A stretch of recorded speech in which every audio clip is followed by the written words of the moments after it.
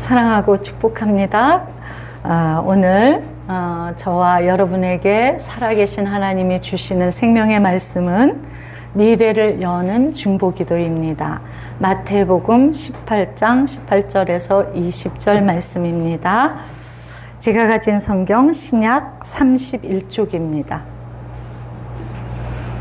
짧으니까 우리 다 합독하죠. 한 토시 하나도 빼놓지 않고 마음에 내 영에 새기는 그런 합독이 되어야 되겠습니다.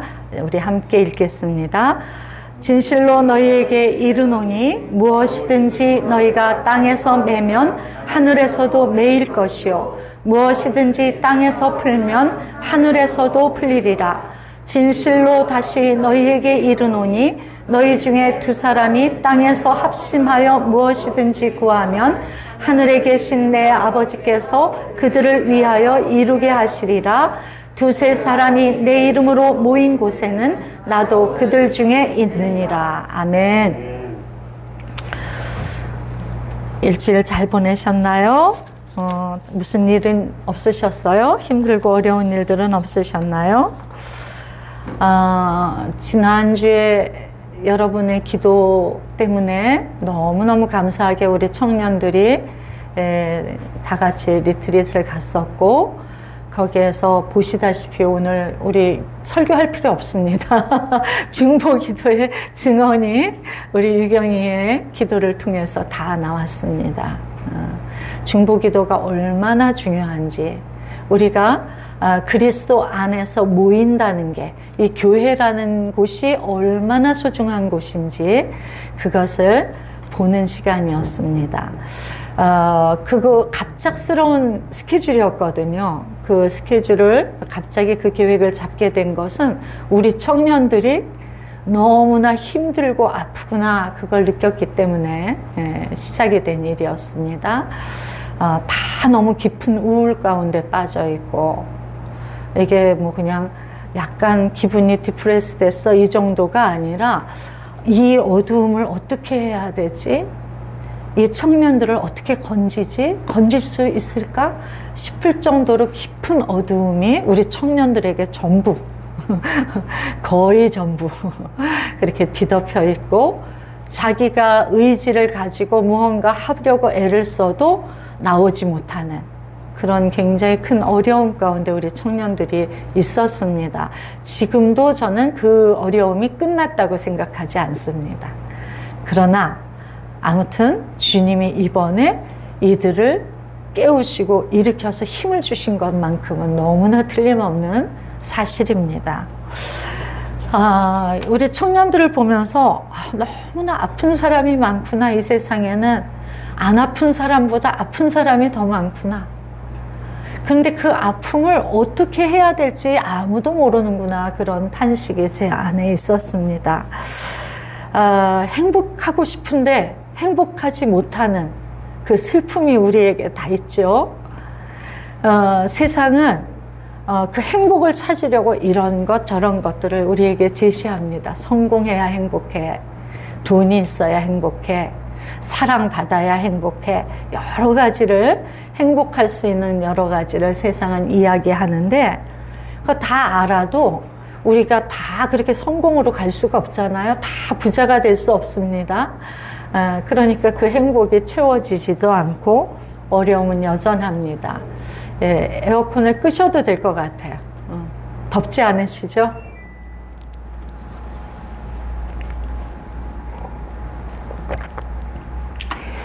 마틴 셀리그만이라는 사람이 있는데 그 글을 읽게 됐어요. 사람들은 보통 성공해야 행복하다고 생각하는데, 성공해야 행복한 게 아니라 마음이 행복해야 성공한다. 그러니까 더 심각해지지 않습니까? 마음이 행복해야 성공한다는데 내 마음이 전혀 행복하지 않은데, 이 불행감에서 나올 방법을 모르는데 그러면 내 미래도 없는 거 아닌가? 이런 두려움이 들어오지 않을까요? 이 말을 들으면. 저는 그런 생각을 했습니다. 우리 청년들이, 또 마음이 힘든 우리 성도들이 이 말씀을 들으면, 그래 맞아, 마음이 행복해야 성공하니까 내 마음을 행복하게 하자 이러고 착 될까? 되면 좋겠지만 안 될 거라는 생각이 들었습니다. 또 하나의 글을 봤는데, 뭐 하커와 켈트너라는 그 공동 연구자들이 이렇게 조사를 했대요. 오클랜드의 밀즈 대학이란 곳에서 1958년과 60년 졸업한 졸업생 141명을 추적 조사를 했답니다. 그 졸업생들의 졸업 사진을 봤대요. 근데 그 141명 중에 50명은 진짜 밝은 표정을 갖고 있는, 밝은 사진을 찍은, 91명은 그냥 사진을 찍으니까 의례적인 미소, 이렇게 인위적인 미소를 지은. 그래가지고 이 사람들의 27세 때, 또 43세 때, 52세 때 그 사람들을 다 찾아서 141명을 인터뷰를 했답니다. 그리고 놀라운 발견을 했대요. 그 밝은 미소를 지었던 50명이 훨씬 건강하고 행복한 삶을 살더라는 것입니다. 이 이야기도 우리를 이렇게 뭐라 그러나 격려하는 게 아니라 절망하게 만들 수도 있죠. 그죠? 그런데 나는 행복하지 않은데 어떡해? 내가 오늘 행복하려고 아무리 애를 써도 행복한 마음이 들지를 않는데 어떡하겠습니까?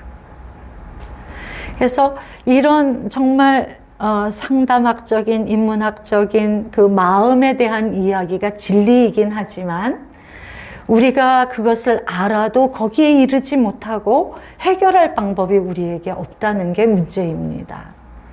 상담을 받거나 또 많은 어떤 그런 도움을 받으면 점점 객관화가 돼서 조금 도움을 받겠지만 아무튼 그렇게 모든 사람이 다 도움을 받을 수 있는 것도 아니고 그래서 참 우리에게 그 숙제가 있습니다. 더군다나 크리스찬들은 더 큰 숙제가 있습니다.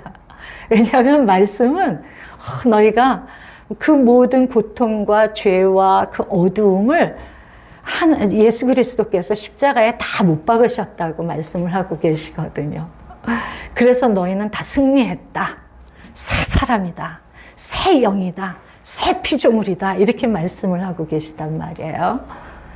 그런데 여러분을 볼 때 새 피조물 같습니까? 새 피조물인 줄 좀 착각하고 내가 좀 변했나? 좀 나아졌네? 그런데 뭐 사건 하나만 터지면 순식간에 어둠으로 들어가지 않나요? 그래서 우리가 스스로에 대해서 더 신뢰하지 못하고 또 싫어하고 자책하고 또 다른 사람이 그러면 정죄도 하고 저 사람 왜 저래? 이러면서 계속 그 아픔 가운데 견디면서 살아가고 있습니다. 우리 청년들이 더 그런, 물론 어른들도 다 그런 삶을 사시고 계시지만은 청년들은 더 인생을 많이 살아본 게 아니기 때문에 그거에 대한 나름의 노하우도 좀 부족하고 그래서 더 깊은 우울과 정신적인 그 어려움 가운데 그렇게 잘 빠지는 것 같습니다. 근데 제가 이번에 이 청년들이 너무너무 고통스러워하고 무력감에서 손가락 하나도 까딱할 수 없는 상태, 완전히 그냥 뒤집어 쓰고 누워서 자기를 추스를 수 없는 상태, 이 불행감, 그리고 도무지 소망이 없다고 하는 이 절망감에 있는 이 청년들을 보면서 내가 해줄 수 있는 게 무엇이 있을까 그 생각을 하게 됐어요. 아무 자신도 없었습니다. 제가 답을 가진 게 아니라 다만 가만히 있을 수는 없다. 이 청년들을 이렇게 쓰러져 있는 채 방치할 수 없다라는 마음을 가지게 되었고 뭐라도 해보자. 일단 직장 다니던 청년이 직장을 그만뒀고요. 다 모일 수 있는 여건은 되더라고요. 그래서 뭐라도 해보자라는 마음으로 우리가 이제 이 청년들에게 가자 그랬더니 또 다 가겠대. 말은 얼마나 우리 청년들 순종 잘하고 대답을 잘해요.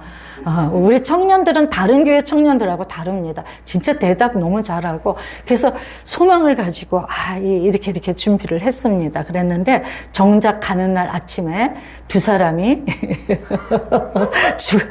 전화도 안 받고 완전히 몇 명 안 되는데 두 사람이 거의 50%에 육박한 사람이 잠수를 타버리는 거예요.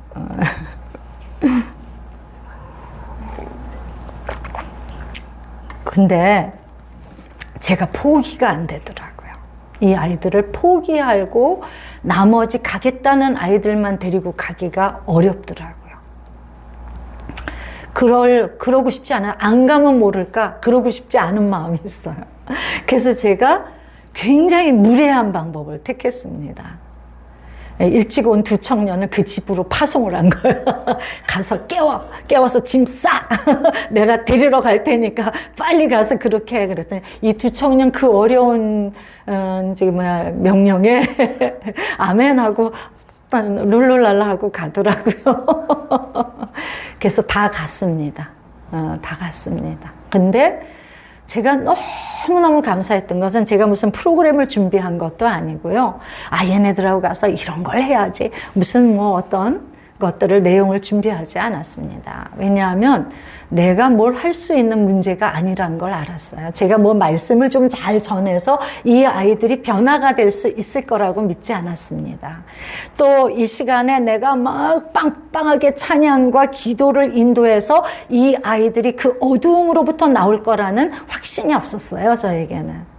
그래서 아무것도 준비하지 않았습니다. 다만 기도했죠. 주님 앞에, 주님, 저는 뭘 해야 될지 모르겠습니다. 그러나 주님이 이 영혼 안으로 임하시면 그 시간으로 이 문제가 해결될 것을 저는 믿습니다.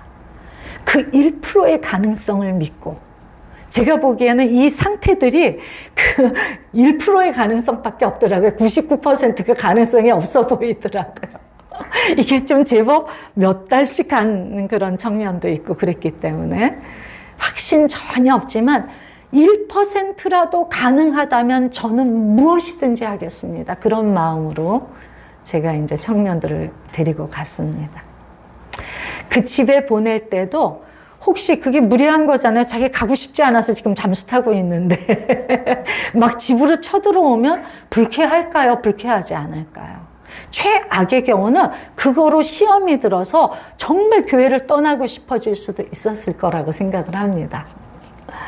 제일 큰 은혜는 1%의 가능성이지만 이 아이들이 가서 같이 가자 그럴 때 마음이 저절로 그래 같이 갈까? 그런 마음이 들어서 일어나서 잘 준비해서 나오는 게 그게 이제 은혜죠.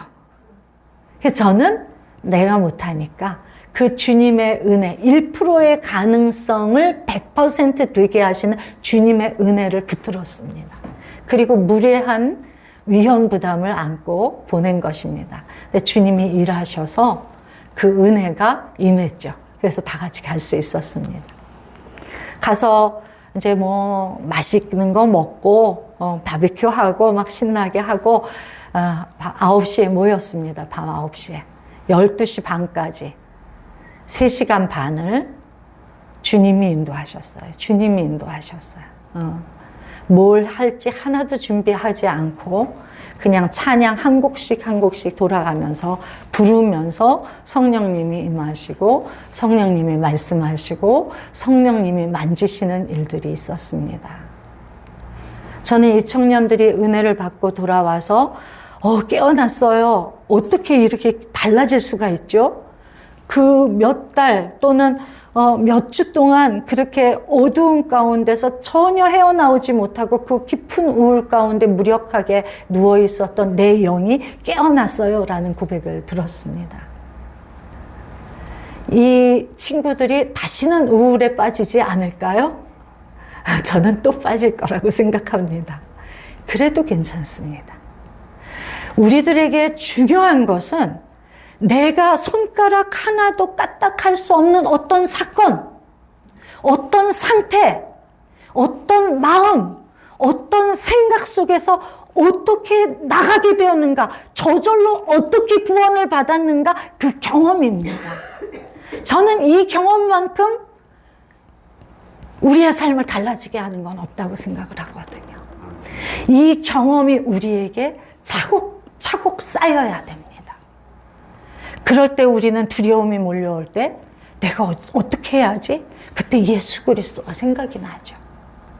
내가 절망 가운데 너무 불안하고 무서울 때 공황장애가 막 몰려와서 나를 압도할 때, 숨을 쉬지 못할 것 같을 때, 그때 떠오르는 이름이 예수 그리스도가 되는 것입니다. 이 경험이. 그리고 이 경험은 우리가 주님을 바라볼 때 우리의 입술을 열어 주님께 내 이야기를 주절주절 하나하나 쏟아놓을 때 시작되는 일입니다. 우리 크리스찬이 복음을 가졌다는 건 무슨 뜻이냐? 복음이 예수 그리스도가 당신의 죄를 위하여 죽으셨습니다. 부활하셨습니다. 그러니까 당신은 구원받았습니다. 아무리 외쳐도 믿을 사람은 믿고 믿지 않을 사람은 믿지 않습니다. 그게 관념이거든요.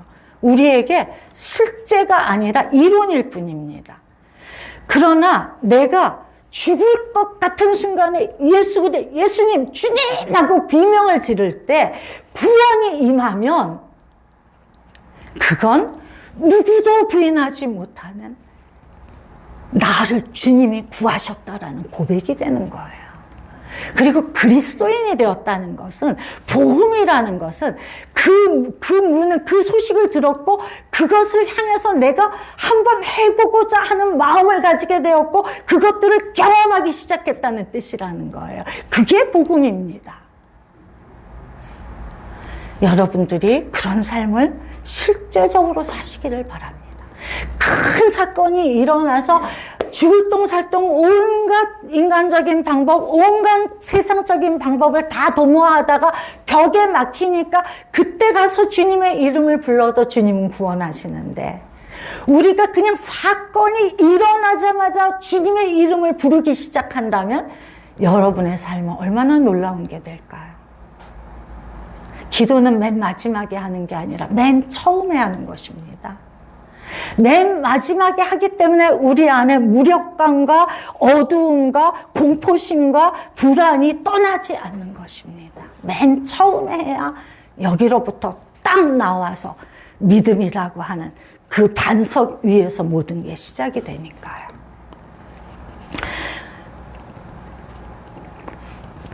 요즘 기도에 대해서 제가 말씀을 전하고 있습니다. 지난번에 제가 설교했던 내용 조금만 복습하고 가겠습니다. 기도란 내가 무슨 문제가 생겨서 구원을 위해서 주님께 아뢰고 구원을 받는 그런 일이기도 하지만 그런 도구가 아니라 하나님과의 관계입니다. 하나님을 만나는 일입니다. 그래서 마태복음 6장 5절에서 8절 여러분들이 너무나 잘 알고 계시는 기도에 대한 말씀, 이렇게 하면 안 돼. 기도는 그 두 가지가 있죠. 외식하지 마. 또 하나는 중언부언하지 마. 이 두 가지를 우리가 이야기를 나눴습니다. 이 말씀은 기도를 어떻게 해야 응답이 잘 되는가 그걸 가르쳐주는 노하우가 아니라, 기도란 살아계신 하나님께 나아가서 그분의 눈을 바라보면서 나의 모든 것들을 이야기하고 그분이 그 이야기를 들으시면서 나를 보며 어떤 표정을 지으시는지, 어떤 마음이 되시는지, 어떤 말씀을 들려주시는지 그걸 듣는 그 시간이 바로 기도라고. 그래서 기도를 여기 지금 외식한다는 건 무엇일까요? 내가 말하러 나간 그분은 전혀 무관심해. 그분에게 관심이 없어. 그리고 내가 기도하는 걸 저 사람이 보면서 날 어떻게 생각할까? 나 참 경건한 사람이라고 생각하겠지? 날 근사하게 칭찬하겠지? 나 좀 그럴듯해 보이지 않아? 아니, 지금 기도하러 하나님께 나갔는데, 살아계신 하나님께, 그 하나님 앞에 나의 이야기를 쏟아놓고 내 주변의 이야기들을 쏟아놓으면서 그분으로부터 나오는 그 처방을 듣는 시간인데, 하나님께는 전혀 관심이 없고 내가 기도하는 거, 지금 내가 모양이, 목소리가 근사한가? 내 태도가 근사할까? 사람들이 나를 보면서 감탄할까? 아닐까? 다른 생각을 한다는 것은 도대체 뭐하러 그분이 기도를 하는지 알 수 없는 도대체 기도를 안 하는 게 낫지 뭐하러 기도를 하고 있는지 이해를 할 수 없는 그런 말도 안 되는 사건이라는 이야기를 들려주고 계신 거예요. 이 말씀은. 그렇게 하는 게 기도가 아니야, 이런 뜻이에요. 그런데 우리가 교회 안에서, 성도들 안에서 얼마나 외식하는 기도가 많은지 아시나요? 우리의 기도를 점검해 보세요. 진짜 하나님 앞에서 하나님의 눈을 바라보면서 드리는 기도인가?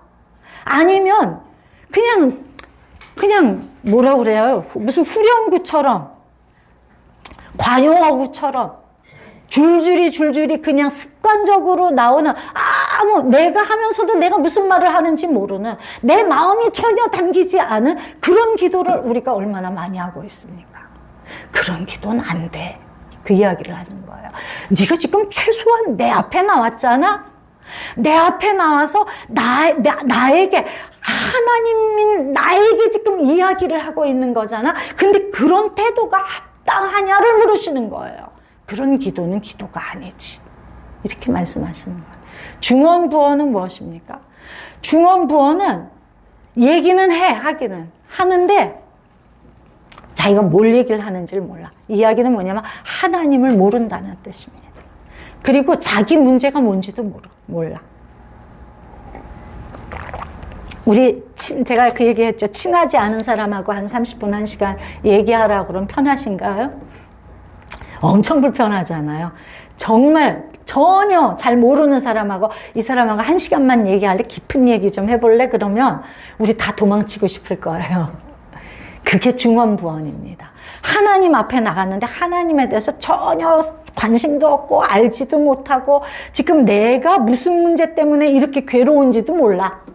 그러니 정확하게 하나님, 제 문제는 이런 거예요. 저는 이게 고통스러워요. 하나님께 저는 이런 말을 드리고 싶어요. 하나님 이야기도 좀 듣고 싶어요. 이런 태도가 아니라는 거예요. 어색하기 짝이 없는, 하나님에 대해서 전혀 지식이 없는 의례적인, 그러니까 한 말 또 하고 한 말 또 하고, 어색하고 말할 게 없을 때는 한 말 또 하고 한 말 또 하고 변주 굴리는 이야기만 하지 않습니까? 그게 중언부언하는 기도입니다. 그런 기도 안 돼. 나를 정확히 알아야 된다. 내가 하나님인 걸 알아야 된다. 그리고 너의 모든 문제에 대해서 너 자신은 몰라도 나는 안다는 걸 알아야 돼.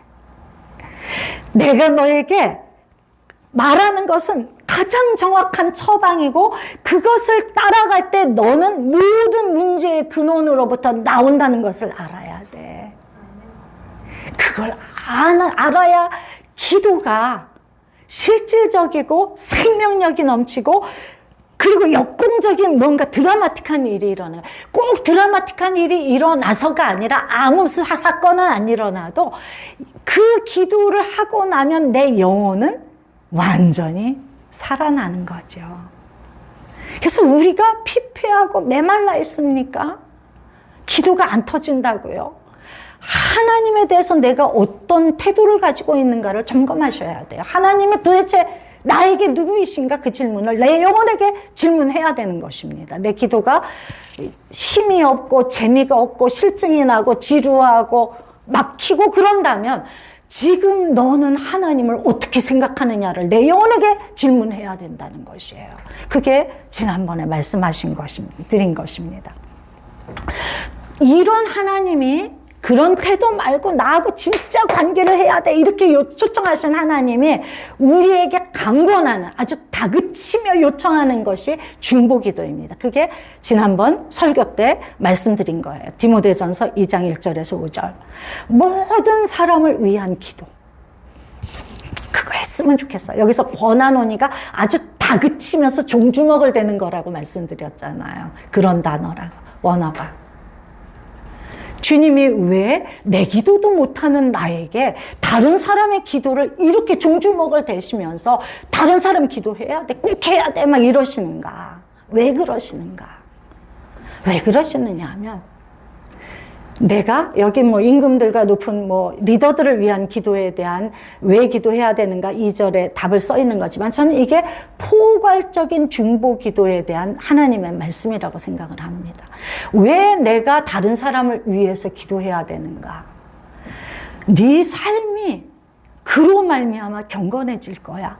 단정해질 거야. 고요해질 거야. 평안해질 거야. 네 행복을 위해서 내가 그 일을 꼭 하라고 얘기하는 거야. 이렇게 말씀하시는 거라는 거예요. 하나님은 4절에 보면 모든 사람이 구원을 받고 진리를 아는 데 이르기를 원하신대요. 우리의 아픈 우리의 삶을 다 아신다는 것입니다. 우리가 무엇 때문에 이렇게 고통스러운지, 이렇게 숨도 쉴 수 없을 정도로 예민해져 있는지, 우리가 왜 이렇게 마음이 어둡고 힘이 하나도 없는지 다 알고 계시다는 거예요, 주님은. 근데 주님은 그 모든 고통과 아픔으로부터 나를 건지기 원하시는 분. 나만이 아니라 나를 괴롭히는 내 주변의 모든 사람들. 나만 구원받으면 내가 행복할까요? 내 주변의 사람들이 구원을 받아야 내가 행복합니다. 내 가족이, 내가 사랑하는 남편이, 아내가 구원을 받지 못하면 나에게 가해자가 돼요. 왜냐하면 전혀 모르니까. 이 지금 무슨 말을 하는지, 하나님이 살아계신지 어쩐지 모르니까 애먼 소리를 계속 하게 되거든요. 그래서 나를 불행하게 만드는 원인이 된단 말이죠. 그래서 내가 사랑하는 가족부터 하다못해 이 나라를 이끌어가는 지도자에 이르기까지 기도를 해야 된다는 거예요. 그게 내 삶과 직결이 되어 있다는 뜻입니다. 그리고 하나님은 나를 그렇게 구원하시고, 내 주변을 나를 통해 구원하시고, 내가 하나님의 진리가 뭔지 그냥 눈이 반짝반짝 하면서 다 이해가 되며, 그것을 살아낼 힘이 있기를 바라시고, 내 주변의 사람들이 다 그걸 사는 게 어렵지 않기를 바라신다는 거예요. 진리를 알기를 바라신다는 거예요. 그래서 내가 너에게 중보기도를 요청하는 거야. 내가 너를 다그치는 거야. 그러고 있으면 안 돼. 중보기도자의 삶을 살아야 돼. 이렇게 내가 너에게 요청하는 거야. 너를 위해서. 근데 네가 그 요청을 거절하게 되면 너라야 되는데, 네 남편은 너라야 구원할 수 있는데, 네 자녀는 너라야 구원할 수 있는데, 네가 그 요청에 대답을 안 하기 때문에 내가 그 구원의 일을 할 수 없는 거야 라고 말씀하시는 거라는 거예요. 왜 우리가 중보자의 삶을 살아야 되는가? 중보자는 기도 하루에 1시간, 3시간, 5시간 하는 목사님이나 전도사님이나 영성 깊은 어떤 권사님만 하시는 게 아니라 하나님이 모든 그리스도인에게 요청하시는 마땅한 사명이라는 것입니다. 왜냐하면 내가 안 하면 내 가정에 구원은 없기 때문에 그렇습니다. 주님은 나를 통해서 구원할 성도들이 있고 영혼들이 있는 거거든요. 주님의 말씀에, 이 초청에 반드시 응답하셔야 됩니다. 그걸 지난번에 또 말씀을 드렸습니다. 그런데 내가 누구길래 주님은 이런 일을 나한테 시키실까? 나를 아실 텐데, 주님이 저를 부르실 때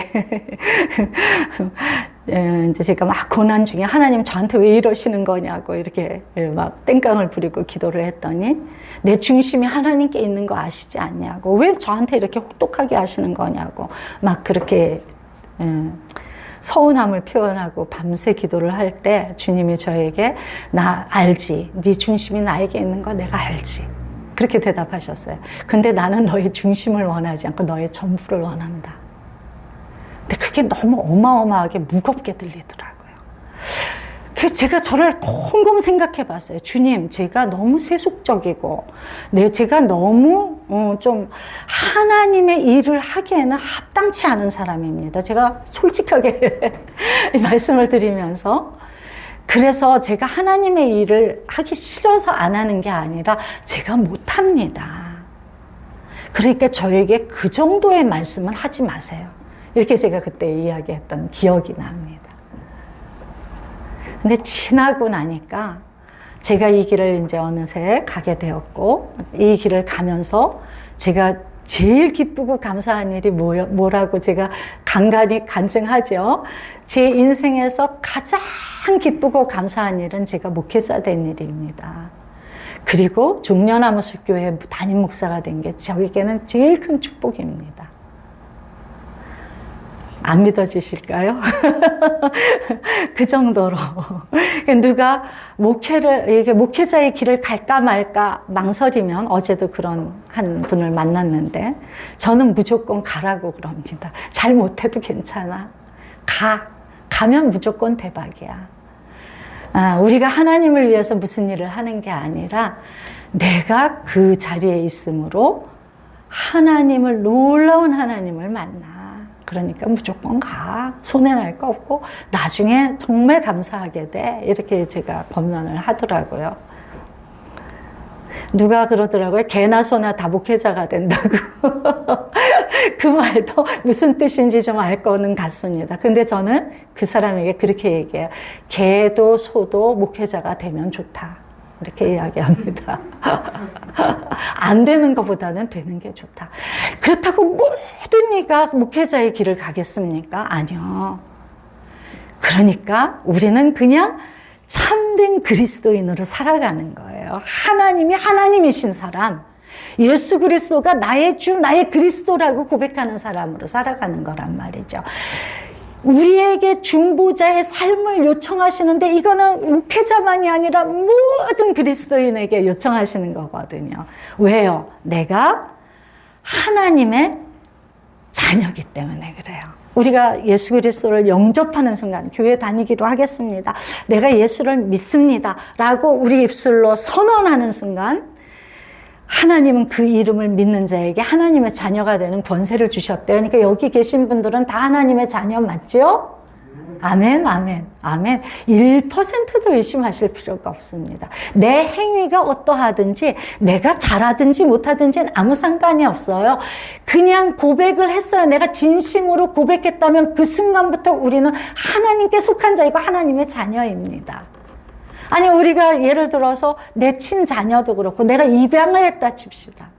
입양한 순간부터 내 자녀지. 걔가 행동 잘못한다고 자녀가 아닙니까? 행동 잘할 때만 자녀입니까? 그래서 여러분은 하나님의 자녀입니다. 그러니까 당연히 아버지도 훌륭한 아버지잖아요. 하나님이. 잘못된 그릇된 우리가 잘못된 부모도 천지인데 하나님이 우리의 아버지가 되셨다는 건 이분은 너무나 완전하고 너무 아름답고 너무나 정말 사랑이 많으신 놀라운 분이거든요. 그러니까 이분께 속했다는 게 너무나 특권이고 그것을 누리면서 사는 게 너무나 중요하지 않습니까? 하나님의 자녀니까 와 내가 하나님의 자녀라는 게 이런 거야? 이걸 배워나가면서 그걸 맨날 증언을 하는 거죠. 하나님의 자녀가 됐다는 건 그냥 뭐 교회나 다녀볼까 이러면서 교회 다니는 게 아니야. 하나님을 나의 아버지라고 고백하니까 놀라운 어떤 일들이 느리지만 우리 삶에 일어나 그걸 명확하게 알고 증언하는 것이 자녀니까요. 그러니까 당연히 자녀는 이 중보의 삶을 살아야 돼요. 저쪽에서 막 원수가 아버지인 줄 알고 그냥 걔네들한테 막 그냥 아멘 아멘 하면서 원수가 막 끌어가는 그쪽으로 어두움의 세상에서 질척거리면서 사는 그들에게 네가 속할 곳은 그곳이 아니라 이곳이야 라고 말해줄 수 있어야 돼. 그다음에 우리는 예수님의 제자잖아요. 우리 구원받아서 하나님의 자녀로 구원받았고 그 다음엔 우리가 교회를 다니면서 예수님을 배웁니다. 우리가 알았던 초보적인 단계에서 점점 깊이 예수 그리스도가 나를 구원했다는 게 무슨 의미인지가 1년 믿고 1년 뒤, 5년 뒤, 10년 뒤, 20년 뒤가 달라요. 달라져야 합니다. 교회를 30년 다녔는데 믿음의 크기가 똑같다. 그분은 어쩌면 하나님에 대해서 진지한 생각을 안 하고 그냥 교회만 다니는 것일 수도 있어요. 그래서 교회 다닌다고 다 구원이 없다는 건 그런 의미에서입니다. 우리가 변화가 일어나고 잘한다는 뜻이 아니라 하나님을 하나님으로 알게 되면 느려도 배워가는 것이 있다는 거예요. 성장과 성숙이 일어난다는 거예요. 그래서 나중에는 그리스도의 장성한 분량에 우리가 이르는 거예요. 그걸 여기서 어떻게 경험합니까? 우리가 엉망진창 살다가 기도하면 성령님이 우리 안에서 우리를 만지시기 시작하면 우리가 없던 사랑도 막 생기고 사명감도 없던 우리가 그냥 주를 위해서 뭔가를 하고 싶어 이런 마음도 생기고 이게 변화 아닌가요? 그리고 전혀 나는 그거 절대로 못해. 나는 성격이 그게 아니라서 못해. 이랬던 게 그냥 저절로 내가 그 일을 하고 있네. 이래서 살아계신 하나님을 우리가 또 고백하게 되는 거거든요. 그게 성장과 성숙입니다. 우린 예수님의 제자니까 예수님이 사신 것처럼 똑같이 살아야 되는 거예요. 우리의 아버지는 하나님이시니까 우린 하나님의 새끼들이니까 하나님을 닮아야 되는 거예요. 우린 비록 부족하고 연약하고 망가져 있고 어둡고 냄새나고 그런 우리들이지만 우리의 앞에는 항상 최고의 아름다우신 주님이 앞에 계시단 말이죠. 그래서 우리의 목표는 항상 하나님이십니다. 여러분의 목표를 인간으로 낮추지 마세요. 절대로 타협하지 마세요. 사람이니까 뭐 다 그렇지. 그런 말씀 하는 순간 하나님의 일을 거절하는 것입니다. 비록 내가 못하지만 100점 100패하지만 못해도 괜찮다니까요. 저는 못하지만 주님이 말씀하시는 저를 이끌고자 하시는 그곳은 하나님의 자리입니다. 예수 그리스도의 자리입니다를 고백해야 돼요. 그러면서 할 수 있도록 도와주세요. 오늘 유경이가 그 기도를 다 했습니다. 주님 비록 못하지만 주님 도와주세요. 우리가 할 수 있는 유일한 기도입니다. 그 마음을 갖고 주님을 바라보는데 주님이 안 도우실까요? 저는 절대로 그런 하나님을 경험해 본 적 없습니다. 어떻게 살아계신 하나님이 주님 정말 잘하고 싶어요. 주님 따라갈게요. 주님 제발 저를 좀 도와주세요. 여기에서 좀 일어나게 해주세요. 라고 기도하는데 주님이 아무 일도 안 하실 수 있을까요? 살아계신 하나님이 아니시죠. 이 살아계신 하나님을 경험하지 못하였기 때문에 성도들의 믿음이 날마다 죽어있는 믿음이 되는 거라는 거예요. 우리가 무슨 일을 만나든지 내가 잘하든지 못하든지 그건 상관없는데 주님은 나를 일어나서 이 아름다운 주님의 자리로 나오라고 하고 계시고 나는 못하니까 주님 저는 힘이 없습니다. 도와주세요. 제 힘으로는 못 나갑니다라고 부르짖는 것이고요. 그때 주님이 되게 하신다는 거예요. 그 일을 24시간 365일 내 안에서 도우시기 위해서 성령님이 내 안에 계신 거라는 거예요.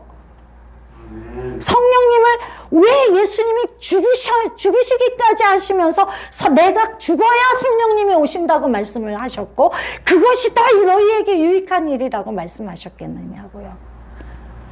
그래서 그리스도인이란 잘하고 못하고 아니에요.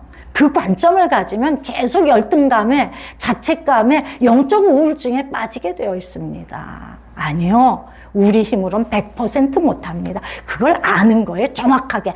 내 힘으로는 주님을 따라가는 일은 1%의 가능성도 없다. 그러나 내가 주님을 주님이라 여기고 고백하고 있지. 그 1%의 그 고백을 통해서 주님이 내 안에 들어오셨어. 나를 도우실 거야. 내가 주님을 계속해서 바라보고 요청하고 있으면 주님의 시간에 주님이 놀랍게 저절로 되게 하실 거야. 이게 노력으로 되는 게 아니에요. 저절로 되는 일이라야 되는 것입니다. 성령의 사람이란 그런 거예요. 내가 노력을 해서 아예 사랑해야지. 저 사람 좀 섬겨볼까? 이게 아니라는 거예요. 섬겨야 되는데 내가 섬길 수 없으니까 주님 제가 섬기고 싶은데 이렇게 사랑이 부족해요. 섬길 줄 몰라요. 또 복음을 전하고 싶은데 복음도 전할 수가 없어요. 어떻게 하면 좋아요, 주님? 저 영혼을 건져야 되는데 어떻게 하면 좋아요?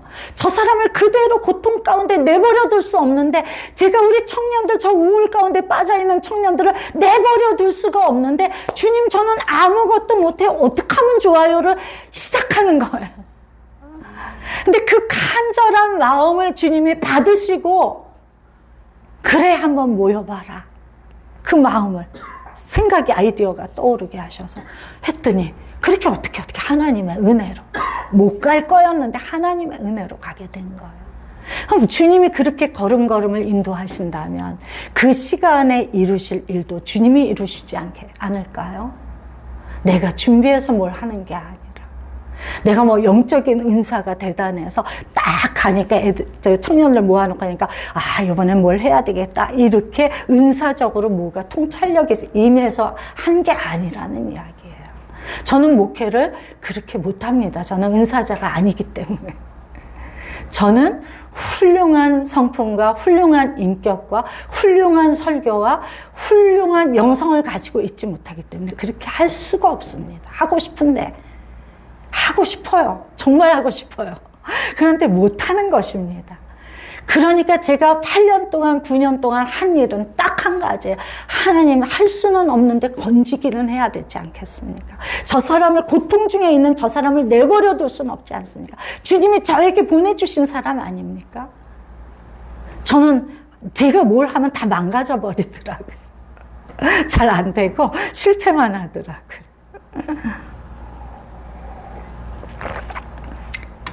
실패해서 열등감에 빠져 있을 때 주님이 괜찮다. 너 본래 못했어. 그렇게 말씀하시더라고요. 기도할 때. 너 본래 못하는 사람이야. 괜찮아. 열심히만 해라. 그래서 제가 할 수 있는 거는 잘하는 건 못하지만 열심히 주님을 놓치지 않으려고 애쓰는 것만큼은 제 의지로 할 수 있는 거잖아요. 그 한 가지를 8년 동안, 9년 동안 하고 있는 것입니다. 그런데 하나님의 은혜로 때로는 주님의 일들이 성도들에게 나타나는 거죠. 그러면 저는 알죠. 저는 그걸 할 힘이 없는데 주님이 제가 불쌍해서 그 일을 하고 계시다는 걸 알고 있는 거예요. 그러니까 정말 감사합니다. 정말 감사합니다. 그 주님이 이렇게 예수님의 제자로 우리를 자라게 하시고, 그리고 주님이, 성령님이 우리 안에 거하시면서 나를 교회다운 교회, 성도다운 성도로 만들어 가시면서 우리가 중보에 요만큼도 관심이 없는 우리가 삶 전체가 중보를 향해서 걸어가게 만드신단 말이죠. 근사하지 않으세요? 우리로서는 꿈도 못 꾸는 이야기 아닙니까? 우리가 누구를 구원합니까? 우리가 누구를 도울 수 있습니까? 우리가 누구를 제대로 사랑할 수 있습니까?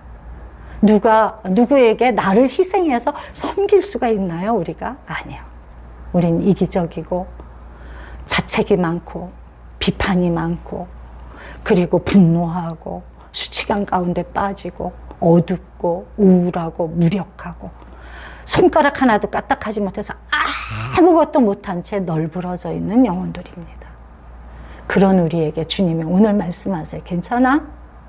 내가 다 알고도 너를 부른 거야. 목사가 돼서 훌륭한 목사가 되고 싶은데, 설교 잘하는 목사가 되고 싶은데, 설교가 뭐 빵빵 터지나요? 이 세상에 인터넷이 너무 발달이 돼 있어가지고요. 세계적인 설교를 우리 성도들이 다 듣고 있더라고요. 대한민국에서 우수한 최고의 설교를 다 듣고 있어요. 그분들과 제가 어떻게 경쟁을 하겠습니까? 저는 밤낮 절망이겠죠. 근데 주님이 괜찮다고 하시더란 말이에요. 설교 못해도 괜찮아? 너 훌륭한 인격을 가지지 않아도 괜찮아.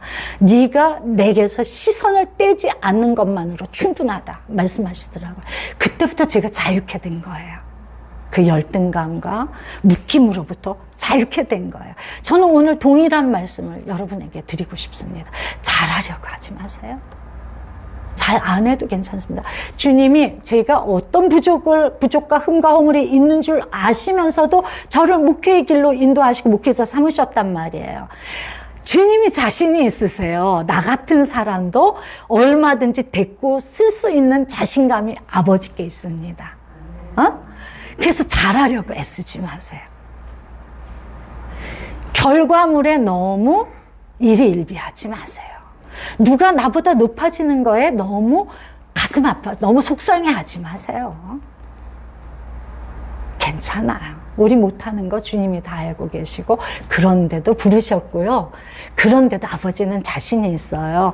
내가 이제 우리 청년하고 어떤 이야기를 한번 나눴느냐면, 주님이 어느 날 내가 너한테 만약에 제대로 막 하나님으로서 빵빵 이런 걸 안 터뜨려도 너 나를 섬길 수 있겠어? 끝까지 막 지하 단칸방에 살았을 때 그 질문을 하셨어. 너 평생 동안 이 지하 단칸방을 면치 못하게 해도 너는 나를 사랑으로 따라올 수 있겠니?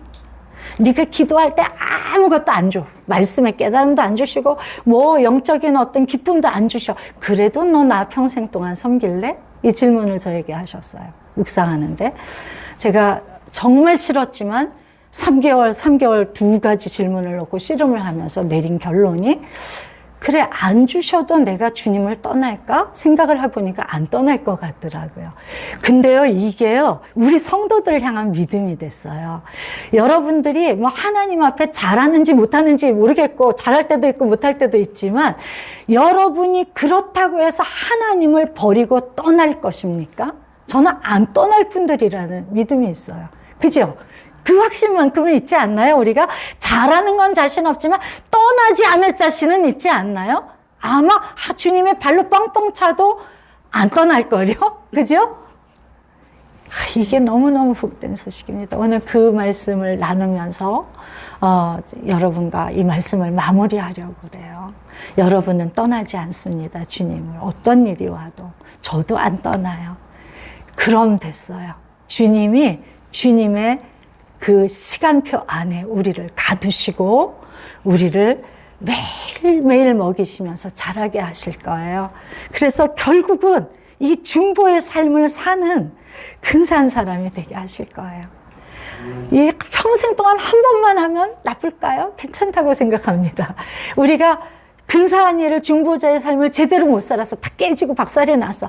그런데 어느 날 한 사람에게 그 중보의 삶을 내가 살았어. 그 사람이 건짐을 받았어. 그래도 주님은 기뻐하지 않으실까요? 그죠? 어제 우리 남편이 너무 놀라운 이야기를 해주더라고요. 저녁 식사하면서. 이번에 리트릿 그 청년들하고 모임을 같이 갔어요. 운전을 해주시고 그랬는데 당신은 행복한 목회자라고. 성도들의 안에 변화가 보인다고. 제가 깜짝 놀랐어요. 그래서 너무 감사했어요. 아, 그렇구나. 변화가 있구나. 그 얘기를 그 전날, 이틀 전에 한 청년이 또 교회에 와서 그 똑같은 이야기를 했거든요. 주님이 나에게 야, 작은 교회라고 실망하지 마. 너 씨름하고 있고 그래서 내가 일하잖아. 한 명이면 어떠니? 두 명이면 어떠니? 하나님을 반듯하게 바라보는 힘이 성도들에게 생기고 있어. 이렇게 저를 칭찬해 주신 것 같아요. 격려해 주신 것 같아요. 이 격려를 여러분들에게 돌려드립니다. 여러분도 그렇게 주님이 칭찬하고 계세요. 칭찬하고 계세요. 일어나 이제 뚜렷이 모르고 가는 길이 아니라 뚜렷이 보면서 영적 전쟁에서 박살을 내며 이기며 그렇게 영혼들을 구원하고 제자 삼는 그런 저와 여러분이 되시기를 기대합니다. 주님의 이름으로 축복합니다. 기도하겠습니다.